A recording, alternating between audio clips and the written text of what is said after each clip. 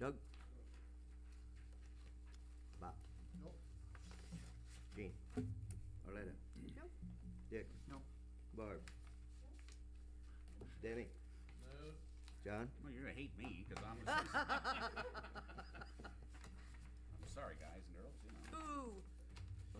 Yeah, well, as I mentioned earlier, on the 13th of March, the Streets, Alleys, and Sidewalks Committee met, and of the old business, obviously, one of the very first thing we were reviewing was the First Street West Trail project, 8-foot wide trail, and we've already discussed where it's going to and going from, that sort of thing. The baseline requirement on this project is safety, as for pedestrian traffic, vary throughout the seasons along First Street West. Winter pedestrian traffic along the corridor is often seen in the streets. Other times of the year, pedestrian traffic takes the path with the least obstacles. There are businesses along that area that'll benefit from this. The trail, the maintenance of it, of course, as we've talked about already, would be the responsibility of the city. Beginning in mid-August, vehicle and pedestrian traffic will increase dramatically, for obvious reasons. We've already stated that. And these are safety considerations for the kids, parents, and vehicular traffic around the new school. Funding, as was discussed, available through TIF certification or use of existing TIF dollars from the $995,000 loan for roadway work, which we had gotten kind of a release from Monsanto, if I recall that. The action on that was that we go through with the concept on this, and we were actually going to broach this on the 8th of April, which the minutes tell you at this moment, but we chose to do it earlier. The property easements, as I said, SAS and Mr. Deers will be going through that process. We'll visit one-on-one with property owners to view the trail project and get easements signed. All utilities will be contacted and asked to start checking their infrastructure for repairs, replacements, et cetera, in advance of the project. So same process we went through with the downtown area. So we don't have somebody popping up a year later and going, oh my God, got to tear out part of the section of the trail. And as I mentioned earlier, that it was a unanimous recommendation that we proceed with this project from the SAS committee. Item on the update on the pedestrian safety initiatives, we are still working with getting information primarily to the IDOT folks that have anything to do with the 150 corridor, the bump outs, the signage, the line painting, et cetera, on 150, et cetera. So that's still in process. 20th Avenue project, you've already been presented by information from Steve.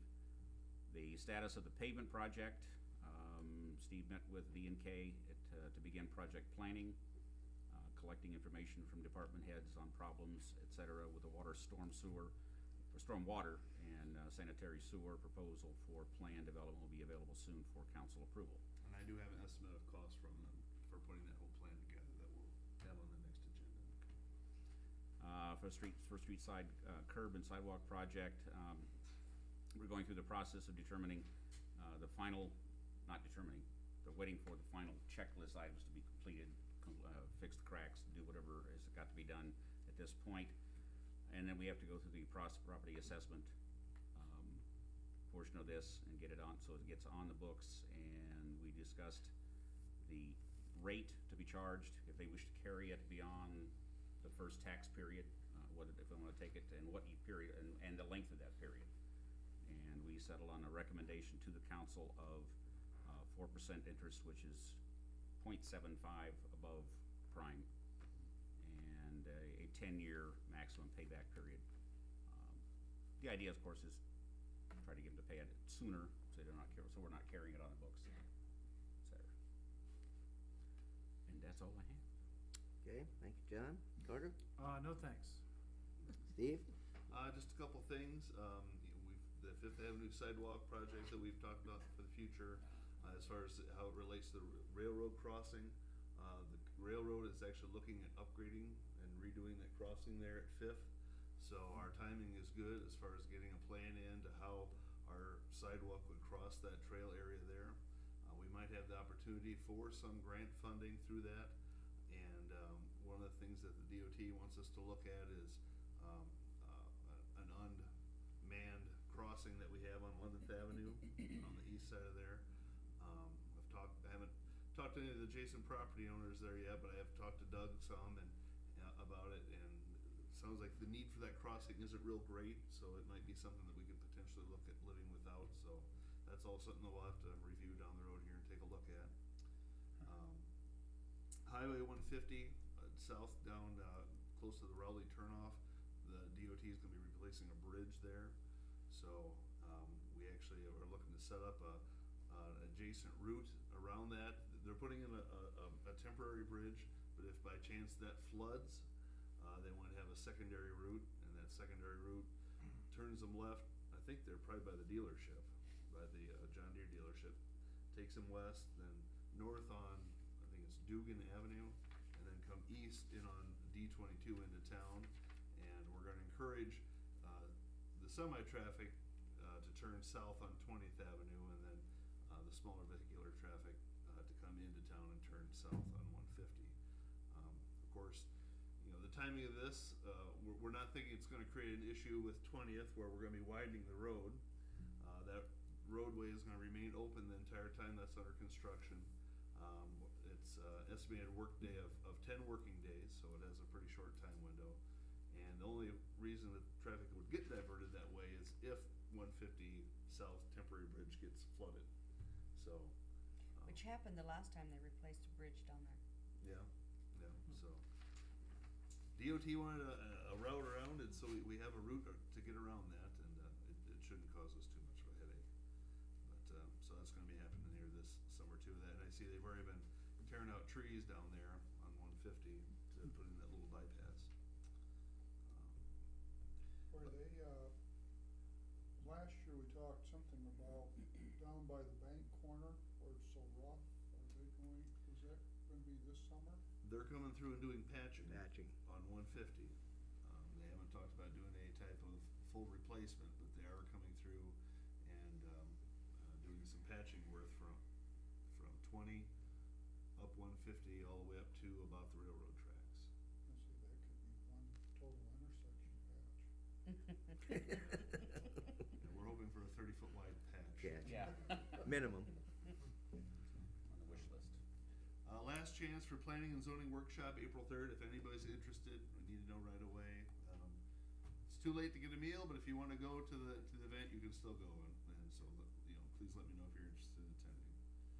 And last thing I have is just hotel motel grants are due April 1st, which is a Monday. So it could be a week from tonight, actually. That's all I have. Okay. Back to the hotel motel, I've spoken to some of the community. It's gonna be just like it was last year, except this year, hopefully, people will understand it much better than they did before, but if not, we're there to help you. The process will go through a committee that I set up in the community, and it'll come back to the finance committee, suggestions as we did similar to last year. The 20th, I'm on the RTA chair for the Regional Transmission Authority. We had a special meeting the 6th, and why we had this, with the last month and a half, we got our monies coming in, and we've had kind of a battle between some of these excess monies, what they call flex, and as we told you before, some of these monies have dried up and they put them into a different pot. Route to schools, and they're through it with bridges, even like the RTC vans that you have it's just changed so much. They were always there, but they hadn't been asking for the monies. Well, their monies have dried up too. So we're gonna be kinda battling for these monies, if you will. And so it come down to board policy. We had to vote the other day, where these monies, the flex, in other words, would go. As you can imagine, we had a meeting here the 6th, and we had conservation people there. Dan Cohen was there, Blackhawk Counties was there, many of the engineers were there, supervisors were there, the mayors were there. And the vote come out very relatively, they had a A, B, and a C alternate, and just kind of give you an overview. If you wanted trails, you voted A. If you wanted county roads and highways, you voted C. I voted B, which was the compromise, because we're a good example. Of course, we want to expand our trails, but one of the things that we did get from them was that project out there for matching funds for the school turns. So we had some more discussion, and at the meeting, people gave in, people give type thing. So they did adopt C or B. So the trails program won't take a big hit. They were going to take a big hit. And of course, as we all know, some of the equipment stuff coming on these secondary roads, the bridges and stuff are on hold 'em. There's a vast need for monies out there, we all know that, but I just wanna let you know that the B did pass in our program, so they will keep the current, enhancement program with the trails as they are, at least, they won't be cutting them, so it's a win-win, I believe, for our city. That's called snatching victory from defeat. Well, we come out in good stature. Upon that note, I will take a motion to adjourn. So moved. I have a motion by Switzer, Second. second by Engen, all in favor? Aye. Opposed? Motion carries. Have a good evening, better tomorrow, and many more to follow. Thank you.